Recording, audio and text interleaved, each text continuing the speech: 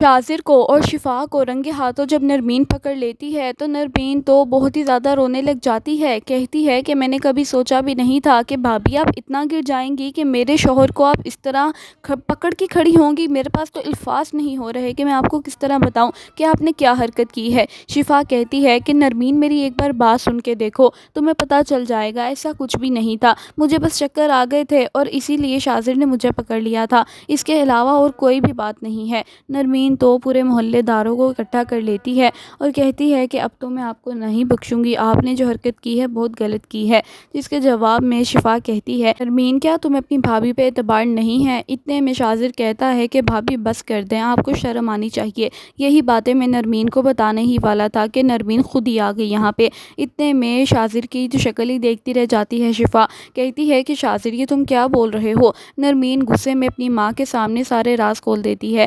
کہتی ہے کہ شفا بھابھی پسند کرتی ہے میرے شوہر شاذر کو، اس لیے ان پہ گندی نظر بھی رکھتی تھی اور آج جو میں نے اپنی آنکھوں سے دیکھا میں بتا نہیں سکتی۔ بتاؤ شاذر یہ کیا کر رہی تھی تمہارے ساتھ؟ شاذر کہتا ہے کہ جی بالکل، یہ مجھے نہ جانے کیوں پٹیاں پڑھا رہی تھی، کہہ رہی تھی کہ نرمین کو طلاق دے دو اور میرے سے شادی کر لو۔ اتنے میں تو بیچاری شفا رونے لگ جاتی ہے۔ کہتی ہے کہ شاذر تم کیوں جھوٹ بول رہے ہو؟ میں جانتی ہوں کہ تمہاری یہ چال ہے، لیکن سب کو سچ بتاؤ کہ مجھے کیا ہوا تھا، مجھے واقعی میں چکر آ گئے تھے۔ جس کے جواب میں شاذر کہتا ہے کہ اب آپ کو کوئی بات نہیں ملی، نرمین نے رنگے ہاتھوں پکڑ لیا تو آپ نے چکروں کا بہانہ کر لیا، لیکن ایسی کوئی بھی بات نہیں تھی، آپ جان بوجھ کے مجھے میرے قریب ہو رہی تھی۔ اتنے میں شفا روتی روتی اپنے کمرے میں چلی جاتی ہے، اپنا بیگ بند کرتی ہے اور اپنے بھائی کی طرف چلی جاتی ہے۔ بھائی کے گھر جب جاتی ہے تو بھابھی بھی اس کو چین سے نہیں رہنے دیتی۔ بھابھی کہتی ہیں کہ تم کیا روز یہاں پہ آ جاتی ہو اور آخر کیا ہوا ہے، تم کیوں یہاں پہ آئی ہو؟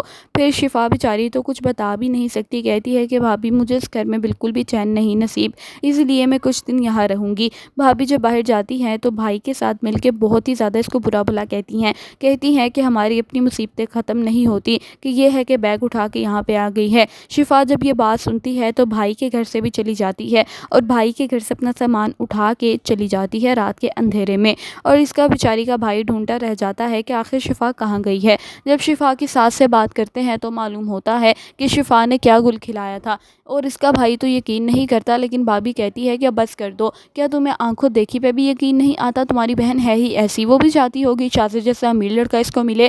خیر شاذر بہت اچھا لڑکا ہے، شفا نہیں صحیح۔ بیچاری شفا تو کسی ادارے میں رہنے لگ جاتی ہے اور کہتی ہے کہ میں اب گھر کبھی بھی نہیں جاؤں گی، جو الزامات مجھ پہ لگے ہیں میں ضرور اس کو سچا ثابت کروں گی اور شاذر کی اصل چہرہ جو ہے وہ سب کو دکھاؤں گی، سب کو بتاؤں گی کہ شاذر کتنا منحوس انسان ہے اور اس نے جھوٹ بولا ہے اور مجھ پہ الزامات لگائے ہیں۔ جس کے جواب میں شاذر کہتا ہے کہ اگر آپ کی پوری زندگی بھی لگ جائے گی نا کہ مجھے آپ جھوٹا ثابت کریں تو آپ نہیں کر سکیں گی، کیونکہ کوئی بھی آپ کی بات کا اعتبار ہی نہیں کرے گا۔ دوستو امید کرتی ہوں آپ کو ریویو اینڈ پریڈکشن ویڈیو اچھی لگی ہے۔